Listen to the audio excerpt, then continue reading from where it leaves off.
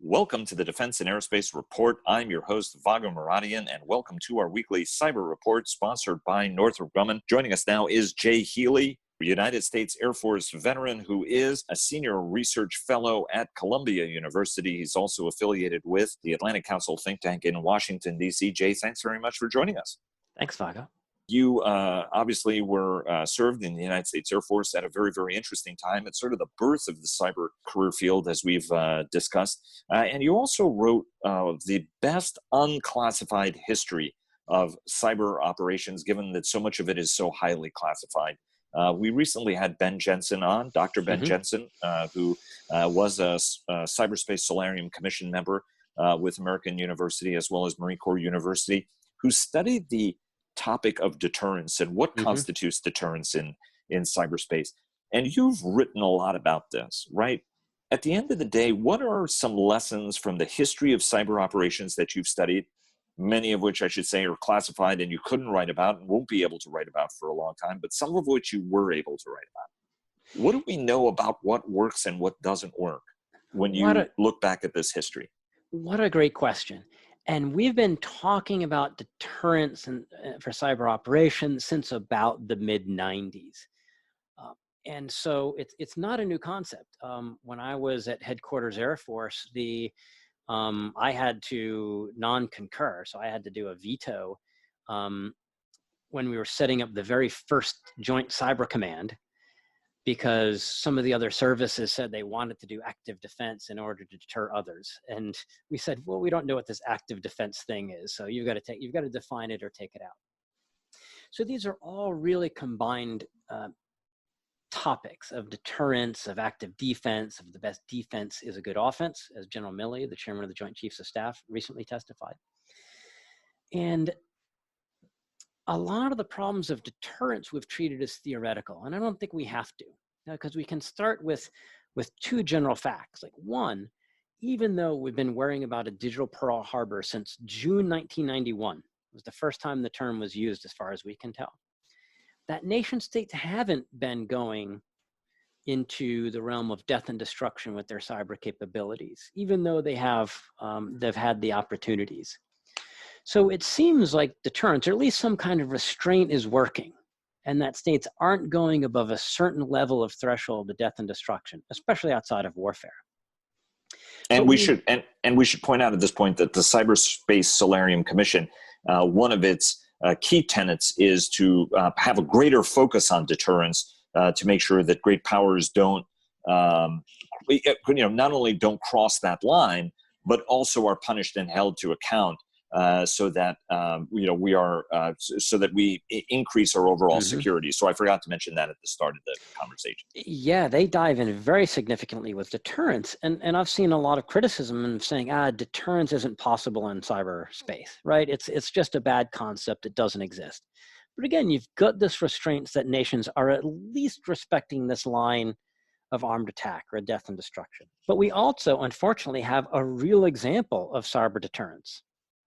That after the election interference of the Russians in 2016, this was probably about September, October, we had two different participants in the Situation Room in the Obama administration saying they took options off the table to deal with the Russians because they were concerned about an escalatory path that would lead the Russians to do a more hard kill on either the election system or Director Clapper worried them hitting the U.S. power grid. So we know that deterrence isn't theoretical. Like, we've got this example. It's just the bad thing is that we were on the receiving side of it.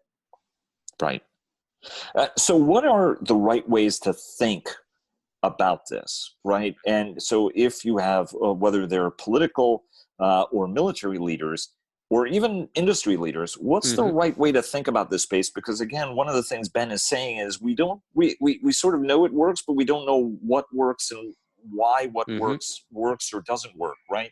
So you would have to understand that, because nuclear deterrence works because everybody's knows why it works. Right. What do we know about what works and what doesn't work, and what do we still have to study to better understand that? Absent which you're sort of playing in the dark, right? Yep. Well, the good news is that during normal geopolitical times, like we've more or less been in for the past 25 years, it looks like the use of cyber capabilities is actually de-escalatory. Even though it seems like things are so bad out there and they are getting worse in cyberspace, but it seems like national leaders have been using cyber to de-escalate. And Ben Jensen and Brandon Valeriano and other scholars have been writing about this. And I think it's an important finding. And what I mean is, for example, when President Trump wanted to strike back at Iran for when they were mining the tankers in the Gulf and they shot down I think it was the Navy Triton, right? Was an RQ-4, right? RQ-4, right. Trump called off the airstrike because it would cause too many deaths, but he still did the cyber strike and said, you know what, that's enough. And so here was an opportunity that might have escalated out of control, causing deaths. And yet with the cyber option, we were able to get through without deaths. So there is this growing bit of evidence that cyber can be de-escalatory and prevent and be a pressure release between states looking to fight. Now, for the leaders and the others that are listening to your podcast, I do want to highlight, just keep in mind, remember, the United States was predators before we were prey. Our adversaries are sure they are hitting back, not hitting first. In some cases, they're right. Like, for example, if you look at Iran was almost entirely minding its own business until they were hit by the US-Israeli attack that affected their nuclear enrichment program. The Stuxnet attack. Absolutely. And that looks like it was one of the things that made them say, aha, ooh, isn't that an interesting thing that we can do? So we do have to keep in mind this action and reaction that does happen in this space. So how do you do escalation controls in cyber? That's a great point. One is, and this is where the US strategy currently is. You've probably heard Ben Jensen and others talking about persistent engagement or defend forward.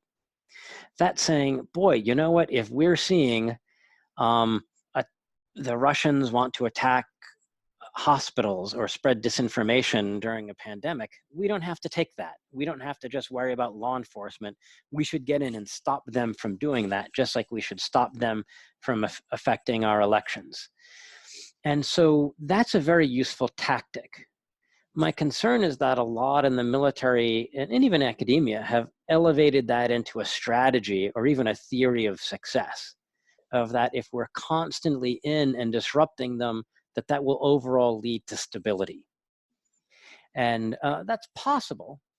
But the concern is if we start moving out of a time of relative geopolitical peace, which we've had since '91, into a time where maybe there's more acute and existential crises, which we're going to see more now in great power competition, that cyber won't work as a pressure release, that each side is going to say, oh, you know what?